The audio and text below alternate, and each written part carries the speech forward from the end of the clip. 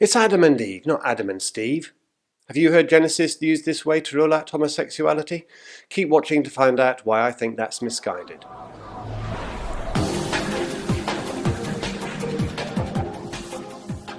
People argue that the creation accounts in Genesis only allow a man and a woman to be married. Let's have a look at them. The broad picture is clear. God creates humankind and blesses them. In particular, he blesses the union of a man and a woman. Notice that we haven't got clear commands or prohibitions here. We have an account, a narrative. It's the story of creation, not commands to create.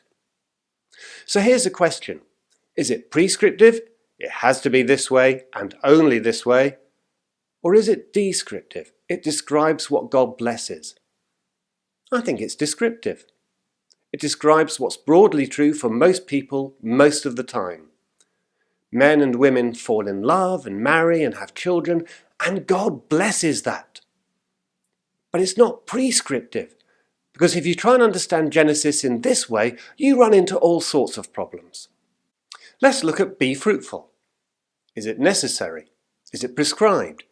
Is having children an essential part of marriage? What about couples who can't have children? Can they still marry? Or if you do marry and then discover you can't have children, do you have to get divorced? You never hear this argued in church, but it's not a theoretical question. Parts of ancient Judaism interpreted Genesis and other parts of the Bible precisely this way. In the Mishnah, a collection of ancient Jewish oral tradition, one saying suggested that if a couple had no children after 10 years, the husband was obliged to divorce his wife. Philo, a Jewish writer living in Egypt about the time of Jesus, argued that marrying someone you knew to be infertile made you an enemy of God. And also, what about those people who would like to marry but haven't found the right person? Churches are full of single people.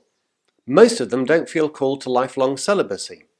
Are they somehow inferior to those who are married with children? Are they not properly in the image of God? And what about those who do choose lifelong celibacy? Where do they figure in this interpretation of Genesis? Again, this is not just a theoretical question. Parts of ancient Judaism condemned those who voluntarily chose celibacy as being contrary to God's commandments. It was the duty of every Jewish male to marry and to have children. But Christianity has never interpreted the Bible this way. The command be fruitful applies not to every individual, but to the human race as a whole, as Aquinas argued 1,000 years ago. And if you emphasize procreation, having children, as being essential, frankly, you're in danger of turning Christianity into a fertility cult. And anyway, how prescriptive are we going to take the account in Genesis? It says in Scripture, therefore a man leaves his father and mother and clings to his wife, or in the more traditional language, cleaves unto his wife. Does that mean that once you're married, you can't stay with the husband's parents? I'm sorry, son. I know you're newly married and you've got nowhere to go, but you'll have to leave. That's what it says in Genesis. This is why it makes more sense to see Genesis as being descriptive rather than prescriptive.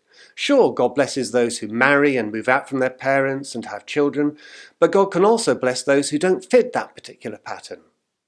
And once we see this, we can begin to see other features in the account as well. Notice how it says it wasn't good for the human to be alone. In Genesis 2, the reason for Eve's creation isn't to have children, it's to be a partner. And God sees that as a good thing. Companionship is important.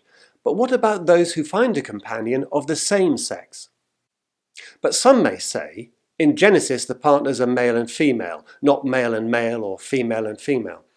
Well, yes, because for most people throughout human history that's what happens. Most men are attracted to women, most women are attracted to men, most couples have children. We're dealing here with an exception to the majority. And the creation accounts don't deal with exceptions, whether that's same-sex couples, or those who choose celibacy, or those who marry but can't have children. So we're simply saying Genesis is about Adam and Eve, a knockdown argument against homosexuality? No, no more than it's an argument against singleness.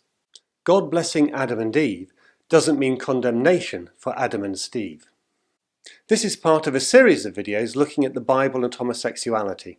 If that interests you, subscribe to the channel. And if you want to find out more about ancient Jewish and Christian interpretations of Genesis, You can go to the companion website bibleandhomosexuality.org.